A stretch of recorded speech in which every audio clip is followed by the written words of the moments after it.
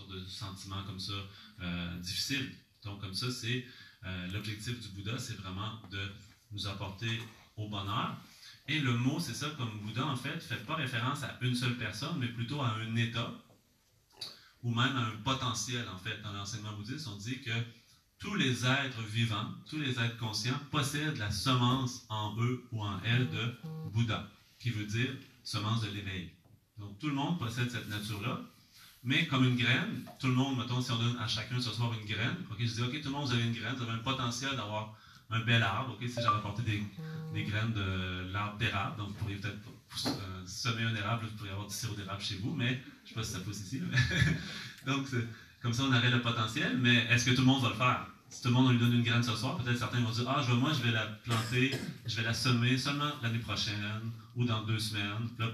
Puis des fois, nous, la paresse fait qu'on se dit, je vais le faire la semaine prochaine, après ça devient la semaine prochaine. La semaine prochaine devient finalement un jour l'année prochaine, puis un jour devient vraiment tard. Donc, le sens comme ça, c'est que tout le monde possède le potentiel, mais il faut mettre les causes et conditions en place pour trouver ce bonheur-là. Donc, tout le monde a le potentiel, mais il faut mettre les causes et conditions en place.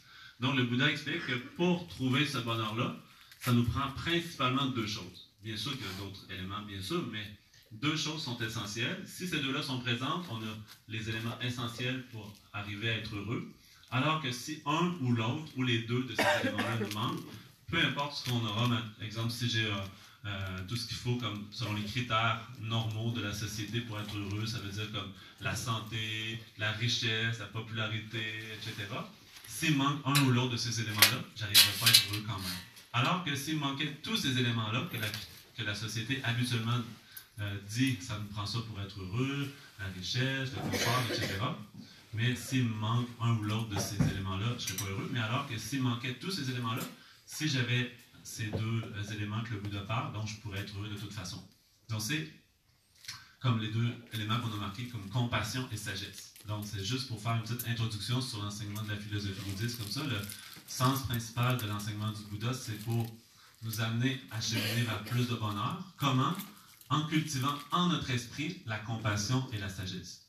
Donc ça aussi, ça s'appelle dans l'enseignement bouddhiste une forme de méditation. Parce que le mot méditation qu'on utilise vraiment très couramment de plus en plus aujourd'hui, je pense que tout le monde, peut-être vous avez déjà essayé, vous avez au moins entendu parler un peu des techniques de méditation différentes qui sont proposées, mais comme dans l'enseignement bouddhiste, comme ça on dit, la méditation, le sens du mot méditation, ça veut dire familiarisation, se familiariser intérieurement. Donc c'est le sens de méditation. Des fois, qu'est-ce qu'on entend parler de la méditation? Les gens vont penser, ça veut dire méditation, ça veut dire seulement fermer les yeux, seulement s'asseoir les jambes croisées en lotus. Maintenant j'ai médité. Des fois, c'est déjà arrivé, quelqu'un me dit, j'ai médité comme ça pendant 1 heure, 2 heures. Mais qu'est-ce que j'ai fait pendant la méditation? Ça dépend, chaque personne. C'est possible pendant 1 heure ou 2 heures. Qu'est-ce que je fais? Tout mon shopping de la semaine, toutes mes préparations de repas. Nous, dans l'enseignement bouddhiste, on n'appelle pas ça la méditation. Sur la photo sur Facebook ou sur Instagram, c'est beau, belle posture, mais du tout de méditation. Il y a un dicton tibétain qui dit « il ne faut pas méditer comme le pigeon ». Le pigeon, lui, est quand il a bien mangé, il se trouve une place au soleil, il s'installe confortablement, il ferme les yeux, il ne bouge pas. Donc, est-ce que c'est la méditation? Dans l'enseignement bouddhiste, on dit non.